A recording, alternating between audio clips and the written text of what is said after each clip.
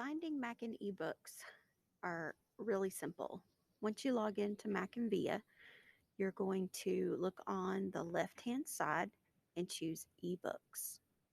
You'll notice that they are listed with the descriptors of what the ebooks are about. You have a couple of choices. You can keep it in this format, or you can go to the top where the little window looking thing is, choose that, and then it'll allow you to see each book, um, just the covers. So if you want to load all of the books, you just use the blue button. There are 1,318 books available. Some of these books are launched in different formats. You have books like this that will open with no problem at all.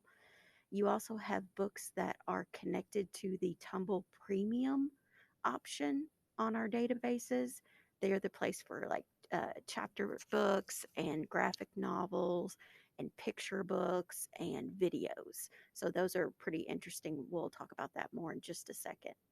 And then you have books that look more like this that will open in a kind of a weird format. So I'm going to show you how to access the entire book. So once you open it up, you'll notice that it has a Gale ebook delivery platform. In order to see the book as if you were reading it cover to cover, you're going to have to start by clicking on the table of contents and then choose the front cover. The next step you'll do is you'll look for book view, and this will launch a almost like an e-reader format. You can turn it to a double page layout so you can see two pages at the same time, and you can turn the pages right hand side of the page. So that's the Gale ebook platform. And then you have a regular reader. They kind of look very a little bit different. So these are regular readers right here. Notice it has open now, where this has like checkout. All of these are automatically available for you. You don't have to worry about checking anything out. You just have to go through a process of opening them. So if you see something like this that says open now, that means it's going to open up in the Mackin Reader platform, and it's going to have no problem at all opening. You have your tools right here. There's an option. If you see this, this means you can read, it can be read to you. You also have this tool over here to help you kind of go from a different table of contents. So if you don't want to turn the page by page by page, you can skip ahead by using the three lines that were located up here. You also have the option of finding particular words in the book. If you hold the control key down on your keyboard and the letter F, this screen will appear and you can type in um, specific words, and it will look for those specific words in the book. So this is a book about health, so we'll look for health as a term. And every time the word health or a version of the word health is printed in the book, it will circle it and highlight it, and it will list it here. And if you click on the book, this will go away, but all you have to do is hit Control F one more time, and it will reappear. Okay, the next thing you'll notice is the magnifying glass. The magnifying glass will also allow you to open up the table of contents.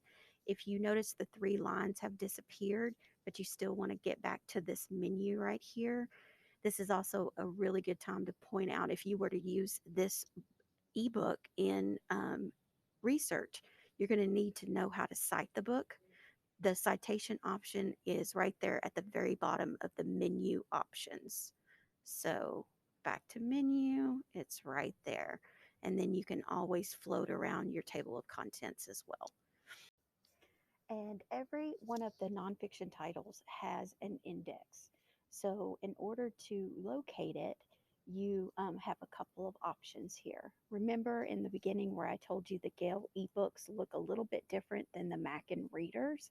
So I'm gonna show you how to locate the index in one of the Gale um, eBooks, and then I'll show you how to find it in the Mackin e-reader as well.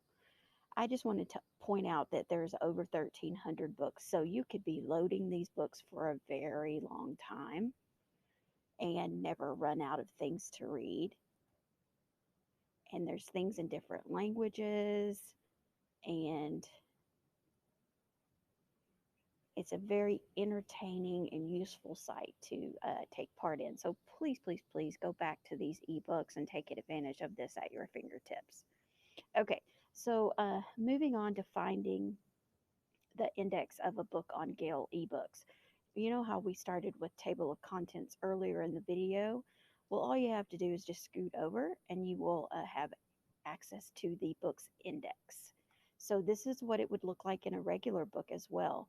And you see how it has these little hyperlinks that will take you directly to the page of the information. So if you were looking at Babylonian View of Death, it's going to be found in this particular book on page 54 and 55. Once you click on the page number, you're going to have this appear, but you can also go up to the top and hit that book view icon again, and it will bring you to the actual page of the book as if you were reading it from cover to cover. Okay, so this happens to be on page 47, and so you might have to kind of scroll through the pages a little bit, and that is how you would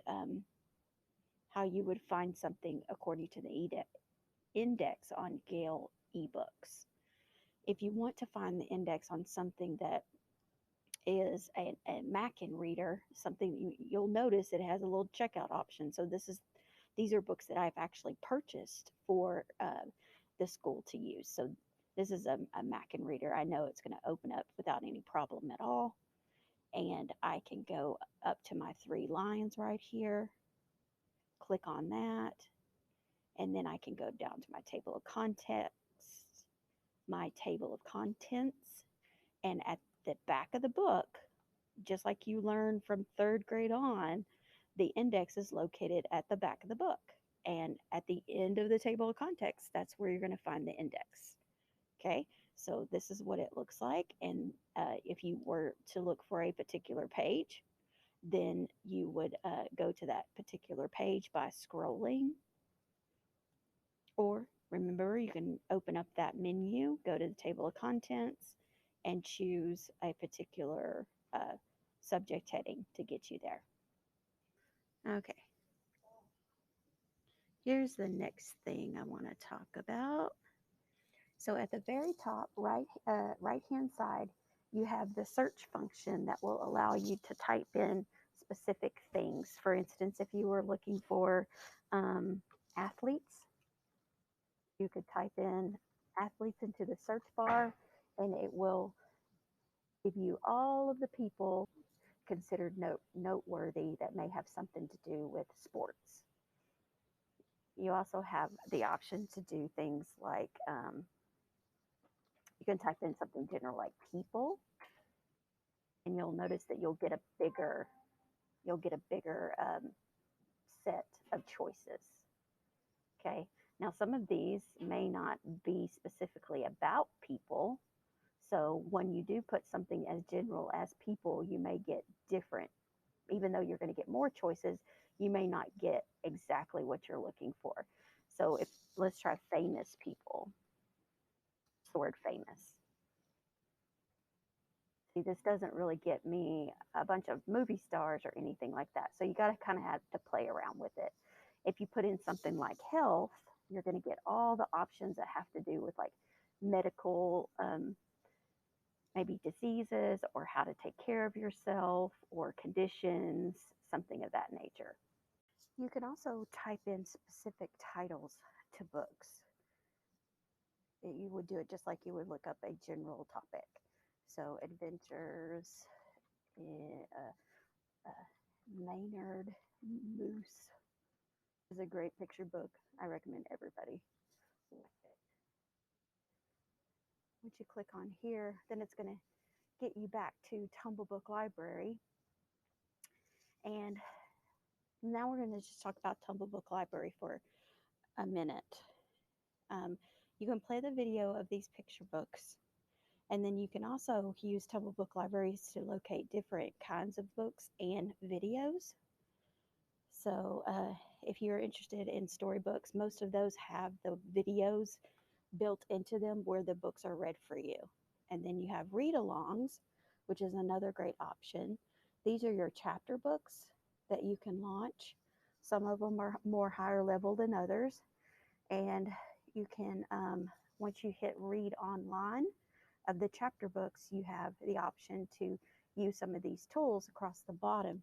You can float, here's your table of contents. You can go from chapter to chapter to chapter. And then you also have a way of kind of tailoring your screen and change the color of your background. Instead of that stark white color, you can make it like a light pink color or a beige color. And this is really good for your eyes over time. Too much white light can be kind of troublesome when you get older.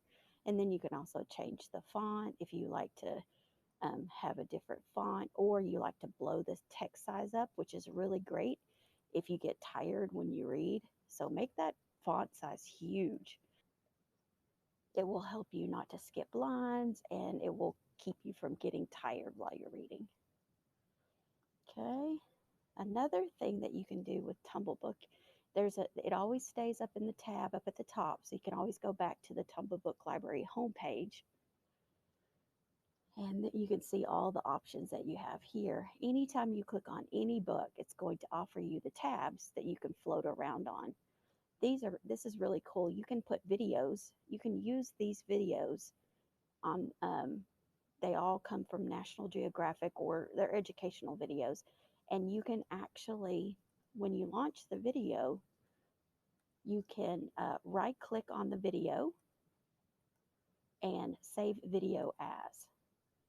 This will allow you to download it to your Chromebook. But if you want to use it in a project, you got to make sure that you're citing it. So we already talked about MyBib being a great online citation tool. So if you'll remember, MyBib is right here. If you have not added MyBib to your extensions in Chrome, you can go to the Chrome store and look up MyBib and add it. It's a really great, useful tool for creating citations online. And all you would need to do is hit the MyBib citation generator, and this will be your citation right here. It's very simple if you want to use those videos in your projects. All right, so now you're just going to answer the questions right below this video. You might need to watch the video a couple of times. I covered every question I asked you in the actual video. Good luck on your eBook virtual hunt.